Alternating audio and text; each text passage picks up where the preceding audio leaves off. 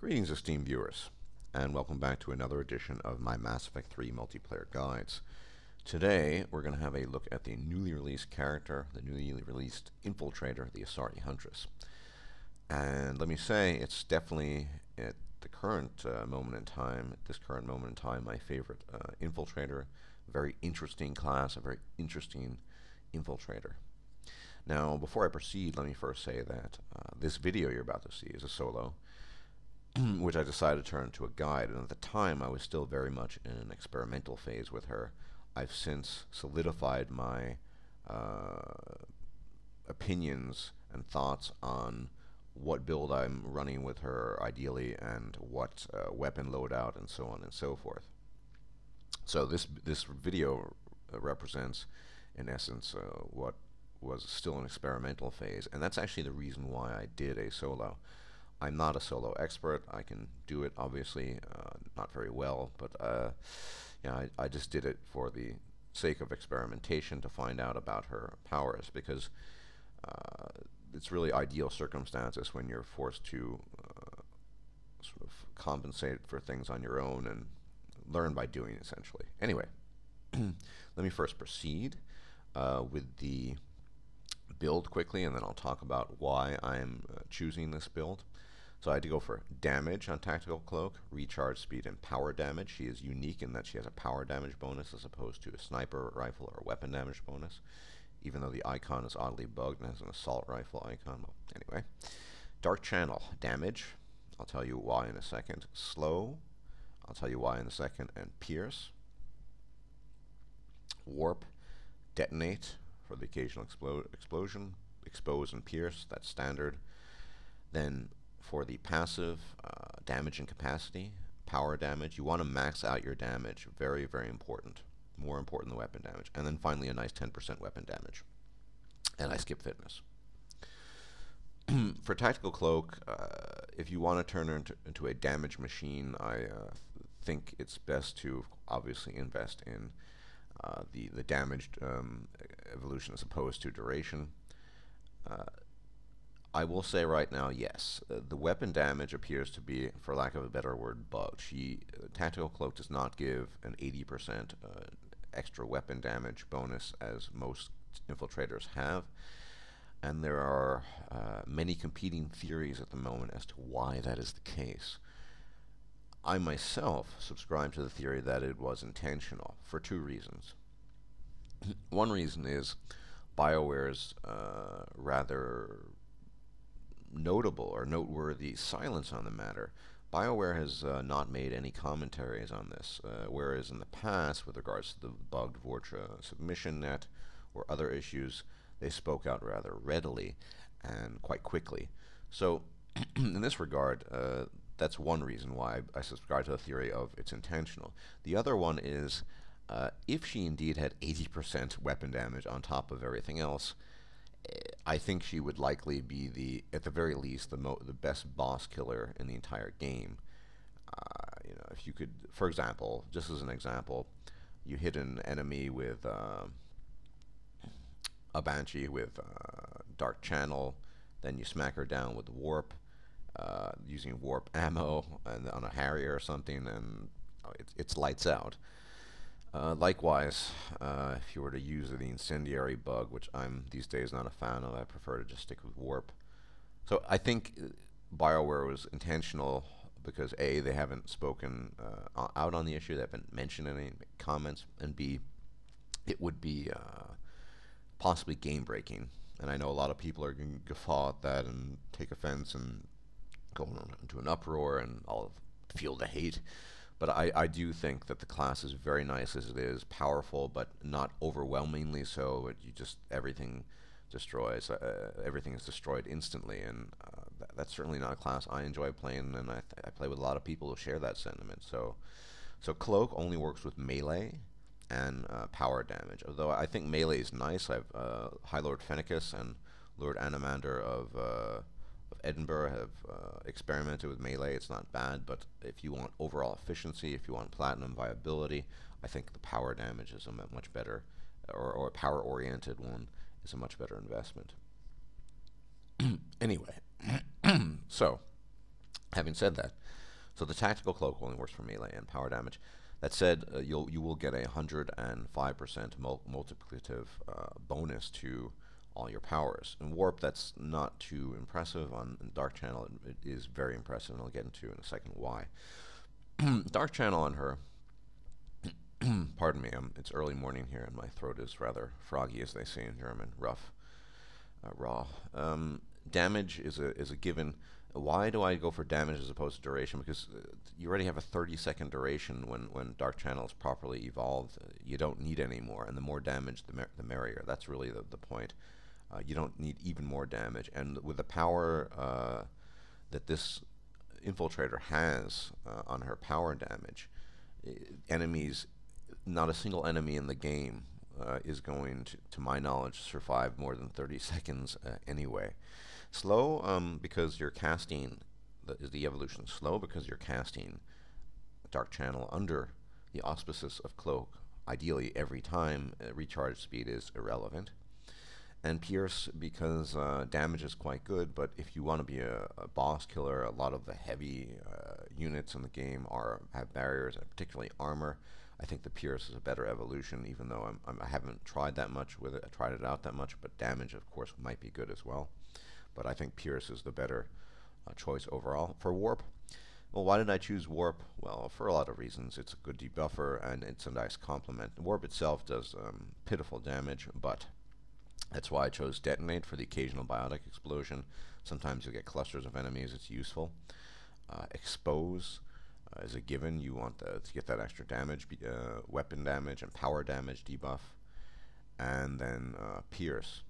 Now, as I said, I was experimenting in the video, so a lot of things were sort of revealed to me while I was playing. Then later on, when I played around more with the character, so a lot of things I wasn't aware of. But one reason I took Warp is not only for the nice occasional explosion, is because you'll see in the video when you have an enemy locked down in Dark Channel, you hit it with Warp, biotic explosion.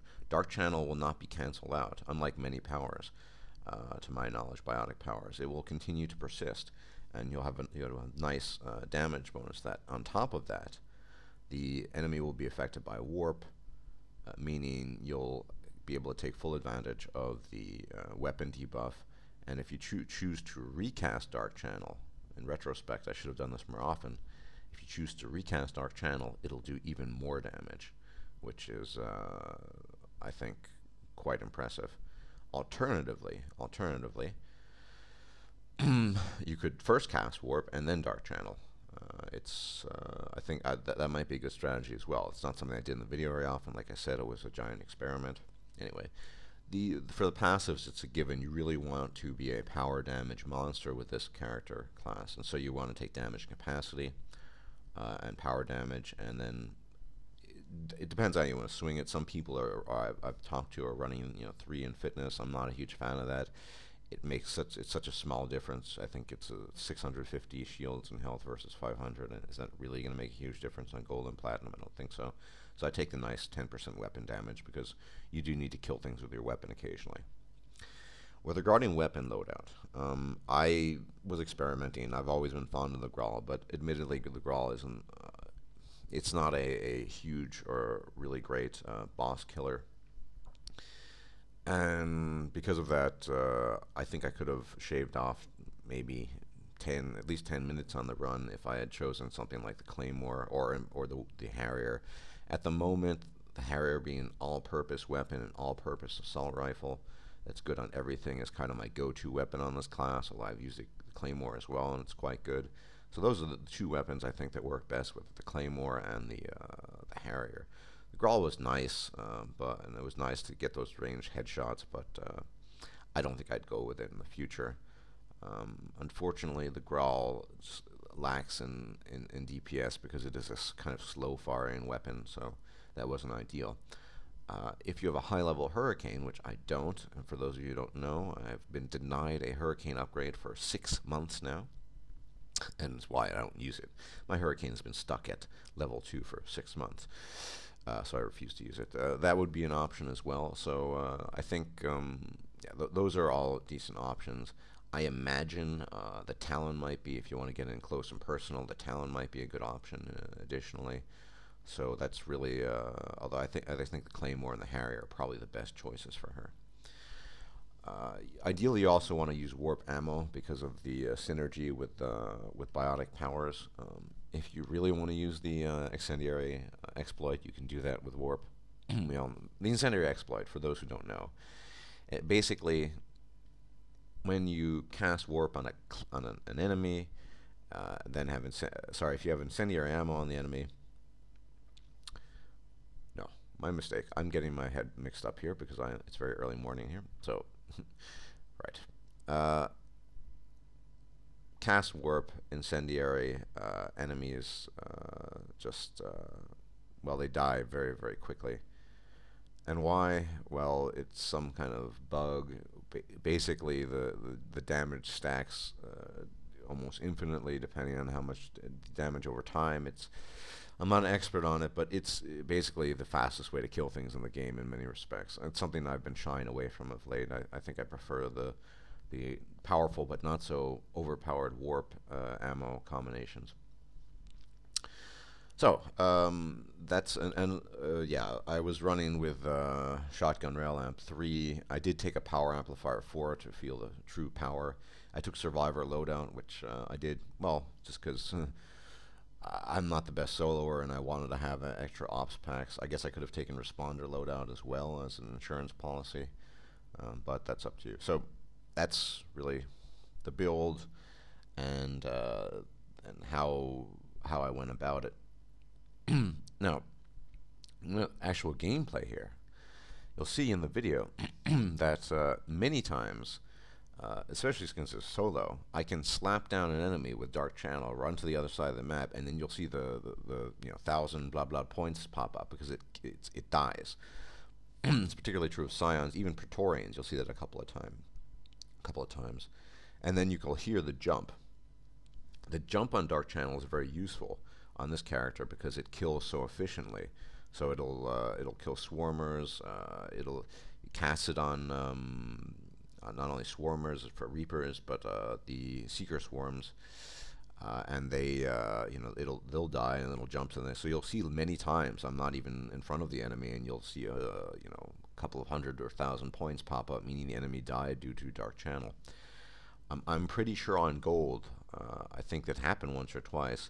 If you can hit a Praetorian with Dark Channel under the auspices of Cloak, and you don't do anything else, eventually it will die just with that Dark Channel cast. Scions, definitely, and in rather a short time. So that's why I think she's a Reaper collector expert. She really is fantastic at whittling down those barriers and armor, and it happens rather quickly. That's why Dark Channel is very, very good on this character. That's why I also go for the Pierce evolution. I think what I hadn't done in the video is if you were to first cast Warp, and then were to cast Dark Channel, then you'll have that extra damage bonus even more, and that could be really powerful. Or alternatively, Dark Channel, Warp, Dark Channel.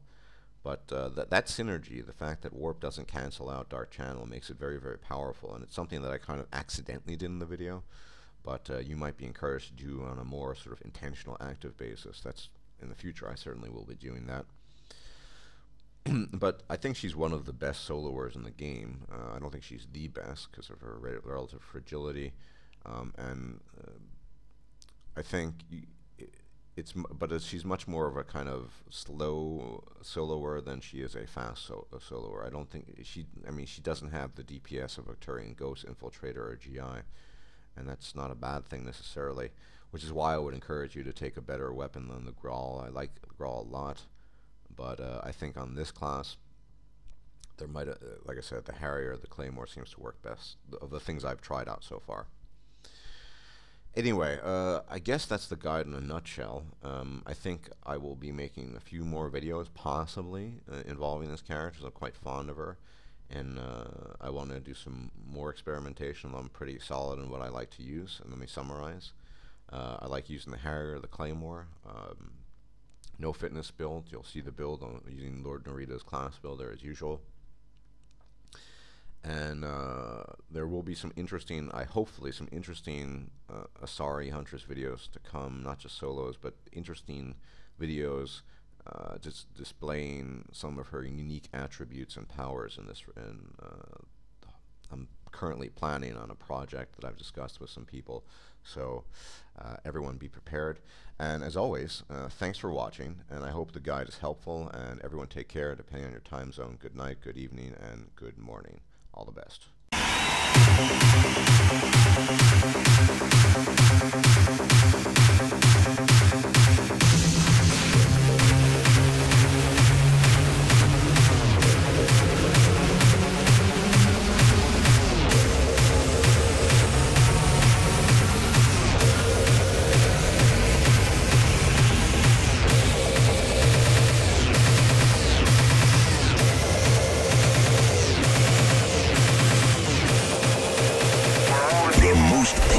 Of last week's Cyňůos. This is the future favorite.